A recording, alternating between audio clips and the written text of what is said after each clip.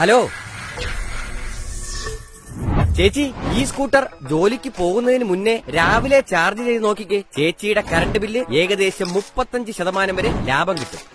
എന്തിനാ വെറുതെ വൈകുന്നേരത്തെ ഈ സമയം തുണികലക്കി തീർക്കുന്നത്? കൂടാതെ 25% വൈദ്യുതി നിരക്ക് വർധനയും ഏൽക്കേണ്ടി വരും. അതിപ്പോ മിക്സിയോ ഗ്രൈൻഡറോ ഇസ്തിരിപ്പെട്ടിയോ ഒക്കെ പ്രവർത്തിപ്പിച്ചാലും ഇത് തന്നെ അവസ്ഥ.